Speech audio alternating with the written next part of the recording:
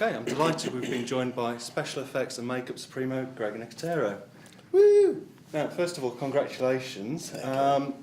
Just to explain why you're in London and at FrightFest this weekend. Evidently, someone deemed it appropriate to give me an award, which is very nice. I think Frank Darabont summed it up the best. I sent Frank an email and said, "Hey, I'm going to the UK. Variety Magazine and FrightFest want to give me a Lifetime Achievement Award." And he said, "Boy, you're getting old." And I thought, okay, well, that's it's actually really it's a great honor. You know, I snuck away from the set from Walking Dead to come out for the weekend. I mean, I love the festival. I've been here before, so any excuse to come to the UK, I'll take it. But you know, the fact that I started in 1984 on Day of the Dead, and 28 years later, we're still doing zombie stuff, and everybody on the planet seems to be watching it. I think we're doing something right, so it's pretty exciting. So, kind of, how did you get started? I mean, when you were a kid, was it something you kind of thought, oh, this is what I want to do when I grow up? Yeah. Well, I always loved. Listen, I grew up watching, you know, all the Universal movies. Ray Harryhausen was a huge influence on me. Reading Famous Monsters magazine, you know, I always find it interesting that if you really think about the people that are that became prominent in the genre, we all have the same background. You know, like Rick Baker, Frank Darabont, Robert Rodriguez, you know, Guillermo del Toro. Everybody has that same background. They just love monster movies, and I always feel like there was one thing that either nudged them towards directing or writing or special effects. And it's interesting to me that a lot of them sort of flip-flop. You know, Eli Roth always wanted to do makeup, became a director. Guillermo was a makeup effects guy who became a director. So we're all kind of cut from the same cloth. And so for me, having grown up and, you know, I loved War of the Worlds and Time Machine and Horror of Dracula. Christopher Lee was, you know, was to me, Christopher Lee was Dracula. I know it's blasphemy in the States to say this, but you know, when I saw Bela Lugosi the first time, I went, that other guy was way better. So so for me, I just loved it, and I grew up in Pittsburgh, and my parents were big movie fans, so I went to the theater to see everything. I saw 2001, Planet of the Apes. I remember seeing From Russia with Love in the theater when it came out. I think it was a re-release, so it was probably 1968, so I was like 6 years old, you know. And ultimately what happened was I was studying pre-med, and I was going to become a physician. Right. And I had become friends with George Romero and his wife at the time. And they said, "Hey, we're getting ready to do Day of the Dead. Do you want a job?" And I went, So I went to my folks and I said, "I'm going to take a semester off school. I'm going to go work on this movie." It was just something I'd always wanted to do, and the stars sort of lined up. And the next thing I know, I went from Pittsburgh to New York to Los Angeles. And within 2 weeks in Los Angeles was working on Aliens.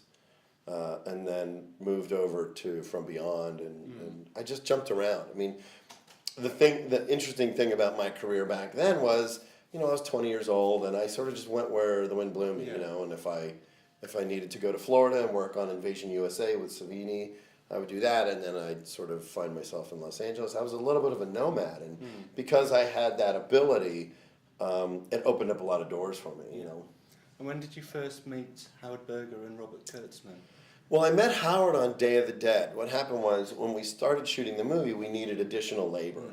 The crew at that point consisted of Dave Kinlan, who did our mechanics, Mike Tersick, who was a sculptor, John Volich, and Greg Funk. We had a small crew, and then we started needing more and more makeup artists. So John Volich called Howard Berger and Everett Burrell out of Los Angeles. So those guys flew in. And Howard and I became best friends. And when I moved to Los Angeles the following year, I moved in with him and his family, and that's when I met Bob. And it was one of those situations where we were working on Evil Dead 2, and we realized that each one of us complemented each other. You know, I sort of had the business sense down, and Kurtzman was sort of our creative director, and Howard was our shop foreman.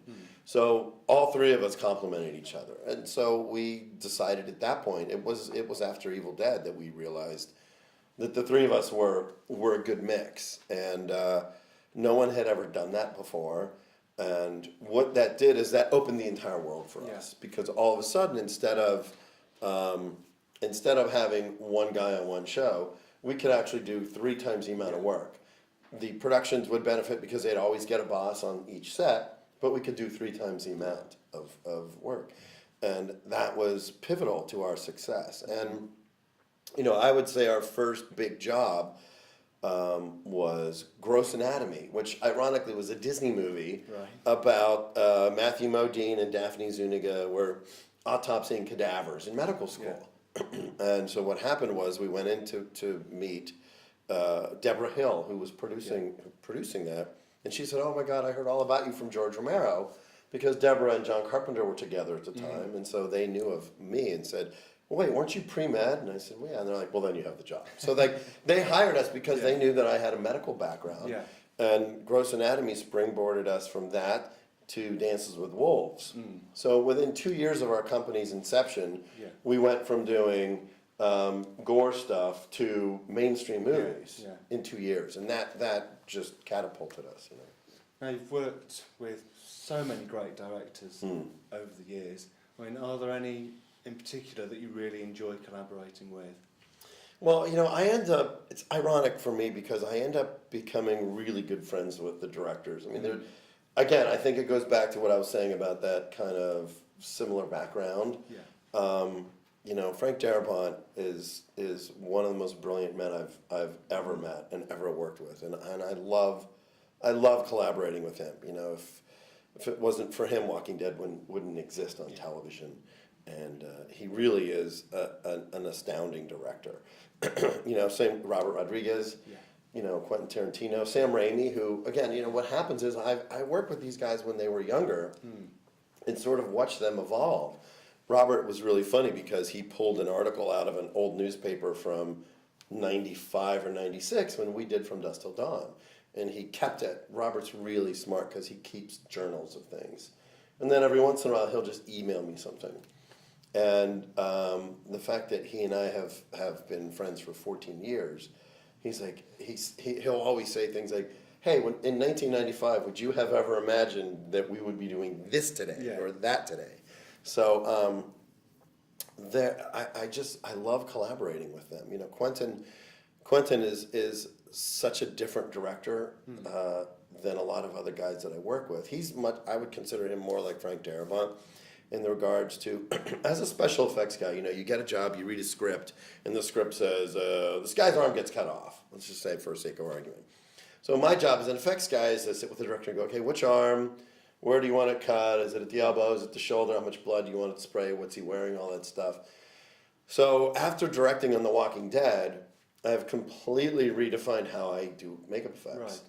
Because I understand now that filmmaking is a very organic art. You could bring your actors into this room and rehearse the scene and go, you know what? It can't be this arm, it's got to be the other arm because the guy has to come around here. And so when we did Django Unchained, we did Django directly, immediately after I just finished directing on Walking Dead. Right. So I built the effects completely differently than I normally would have built them. Instead of trying to pinning Quentin down in terms of exactly what was going to happen 6 months later in the shoot, I just built what I felt would be necessary to accomplish what was scripted. Yeah. And it gave him a tremendous amount of freedom, and thus us also a lot of freedom. I mean, it was a little more work to build things, not knowing exactly how it was going to be shot, but in the long run, Quentin would look and go, "How did you know I would even need that?" I'm like, well, because I put myself in your chair and said, if I was shooting the scene, I would need this dummy, and I would need that, and I would need. So what I loved about it was having had the opportunity to direct. It makes me a better effects guy because now I look at it from the director's perspective, which I hadn't done very much of. So having directed an episode of Walking Dead, would you like to go on and do a feature in the future? I would. I mean, I always imagined that there would be a movie or two in me that I would want to do. Yeah. I think just having that experience and saying that I had done it. I mean, it all sort of started because I directed a short film a couple of years ago that Frank has a cameo in, and Robert Rodriguez and Eli Roth. It's called the United Monster Talent Agency. It's kind of a It's like a 50s movie tone newsreel throwback to monsters. And I directed this little short, and then Frank said, hey, you should direct an episode of The Walking Dead. So just that little short steamrolled me forward.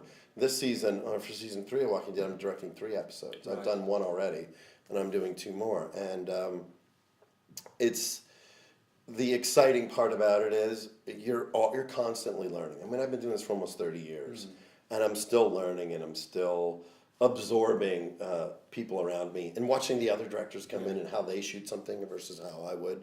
So yeah, I mean, right now my world, it's all zombies all the time, which is not a bad thing. And I get to work with a terrific cast and crew. It's ironic. I was talking to Simon Pegg yesterday, and I said, what is it with all you British actors? I said, every time I turn around, I work with these guys, and then they become my best friends. Like Andy Lincoln is one of my best friends now. And of course, it's always like, oh, Simon and Nick Frost. And now we have David Morrissey, who's playing our villain. So literally, and it just kind of makes me laugh that I keep finding myself in the trenches with a lot of these, a lot of your best talent, and they're all playing Americans. What about British directors? Are there any kind of up-and-coming people you've noticed that you think, I'd really like to work with them on something? Well, I love Edgar, and it tortures me that I haven't had a chance to really work with Edgar. We did a little bit of stuff on Hot Fuzz for him, just as a favor. I love Neil Marshall. I've met Neil a bunch of times and really would like to work with him on something as well. It's just, we just haven't crossed paths yet. But it's funny because I know Simon and Edgar and the guys, they're getting ready to do another movie. And I'm thinking, I'm not even going to be around. I even had mentioned to Frank Darabont, I'm like, hey, let's go over and visit when they're shooting and fly in once Walking Dead is done. So if they're still shooting, we'll probably try to come over. Okay. Now I wanted to ask, the effects that you do and the makeup, it's kind of so lifelike, so real. Have you ever got into any trouble with the authorities on the film you've been making? Kind of heard a story about, is it The Intruder? Yeah. There's, it's interesting, and it still happens to this day. I think probably a lot due to my medical background. I tend to make our stuff look very realistic. Even the zombie stuff has a sense of a correct anatomy underneath it, which I think is just part of my design sense. I know when we were doing Intruder, there was an instance where we had killed. I think it was actually me that was getting killed. I think I was in a scene, and or Scott Spiegel. I can't remember because it was a long time ago. But I remember just one of us. I think I was underneath him. The idea was he was supposed to get stabbed from behind, and the knife was supposed to go up, and I was directly under Scott with a tube that was slid up into his shirt, and we were going to spray blood out of it and then pull the tube down so it looked like the knife was slicing down his chest. And the trick about being directly below a blood tube, which you'd think I would have learned by then, is generally that the blood flows downward. I did it on Texas Chainsaw Massacre. I've done it on pretty much every movie. I'm rigged up and ready to go, and at one point I'm like, probably shouldn't be sitting here. And action. So needless to say, I would say I'd leave set covered in blood at least 3 or 4 times per shoot, per movie. I know on Intruder, we were shooting in a Downey in Los Angeles. It's not such a great area. And I got pulled over by the cops and was covered in blood and just didn't think about it because to me it's not blood. And I can tell you also when we were shooting Inglourious Bastards, I was the guy who did the scalping. And so, of course, I ended up being covered in blood. And it happened to be a weekend where we had a few days off, so I flew immediately to Los Angeles, like right after shooting that scene. And you have to take your shoes off and put them on the machine as they go through. And I took my shoes off and put them on. And as I'm looking, there's covered in blood. And they're just going through. And I'm thinking, I'm screwed. I mean, like, the guys are going to see it and be like, and they went through, and they went through, and they went through, and got to the other end, and the guy goes, here you go. And and nobody notices it. It's really odd. I don't know if they just think it's paint or they think nobody would ever go through hotel or airport security with blood on them. But probably I washed the blood off these shoes. But you can still see there's a little bit. So. And what's the kind of weirdest job you've been asked to do? Oh God. Well, you know, I wouldn't say weird, but you know, we did Boogie Nights. Right. And we did Mark Wahlberg's penis, and it seems to be a big claim to fame for us. Right. I'll never forget Dana Gould, who's a comedy writer, who's a really, really good friend of mine, used to write for The Simpsons, and I went to one of the table reads where they sit down and all the characters do the voices and read through the script. And when they were done, Dana introduced me to all the actors and friends. He goes, "Hey, this is my friend Greg Nicotero." And I'm like, "Oh, yeah, how's it going? Nice to meet you." He goes, "Yeah, he did the Dick in Boogie Nights." And later I went, I did the Green Mile and Pulp Fiction, and that's the one that you want to talk. People find a unique fascination with it. I think obviously because of the way the movie sort of builds up the anticipation of the reveal. But, we have a little glass case in the shop, and it's in the case, and it's kind of like, in case of emergency, I don't know what you do with it, but it's a pretty weird one.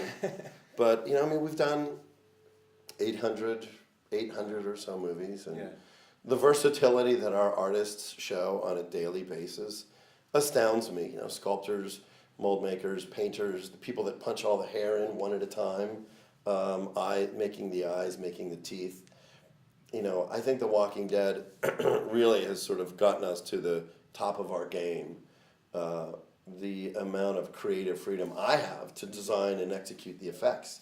Because I'm the second unit director, 9 times out of 10, I shoot the gags myself anyway. Yeah. So I don't have to get no one approves what we do. I just build it and take it to set and shoot it. So it's pretty exciting because that basically means every single gag in The Walking Dead is a gag that I sort of concocted and fashioned and then went out and found a way to shoot it. Yeah. So you're sort of mid-shooting Walking Dead at the moment. Yeah. Is that taking up your time for the sort of near future, or have you got other projects on the go as well? Well, right now it's all Walking Dead. We started shooting the 3rd week of April. We're shooting 16 episodes this season, and we've just started shooting episode 10. So we're a little bit more than halfway through. Right. And I'll tell you, it's the hardest I've ever worked in my life. We have 8 days.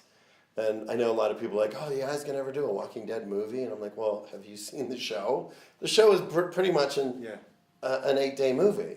Yeah. So it's really intense, and it just takes up every second of your day because of my duties as a co-executive producer as well. I'm shaping the scripts, and then once the directors are done and the producer's cut comes out, I'm helping work on editing those and figuring out what pieces we need and what pieces work and what pieces don't work. So it's not just doing the makeup effects, but I'm really creatively really entrenched in the show, which I love. It's the most amount of freedom I've ever had in my career, and getting behind the camera and being able to shoot. Andy Lincoln is such a great actor, and the thing I find intriguing about him is he's never seen the show. Really? He doesn't. He doesn't like. He just doesn't watch himself. And I understand that. I know a lot of actors that will do it, but don't want to see dailies and don't want to see it. When they do ADR, they'll watch that scene, but he's never seen the show, and it's amazing. We had a screening of the first episode the other night, and what I love about the crew is we were in this bar and everyone was having a couple cocktails and celebrating, and the show came on and everyone clapped for everybody else. Like the minute that you'd see the prison, everyone would go, "Woo, the prison!" And then you'd see a car drive by, "Yay, car!" Like it's the most tight knit crew. Yeah. Anybody would take a bullet for anyone on this show, and that shows on screen. It's really the cast and the crew's dedication is something that I've never seen before, and I've done this a lot. So we're in the middle of it. We're due to wrap November 16th. And again, what's weird is we'll still be shooting when the show starts airing.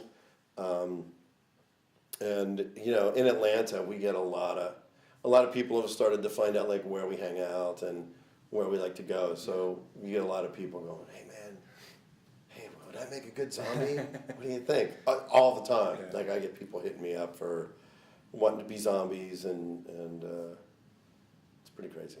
Well, we wish you all the best of luck with Thank that. you. We can't wait to see the new series. And again, congratulations on your Variety Award. Thank you very much. Thanks for talking to us. Yay!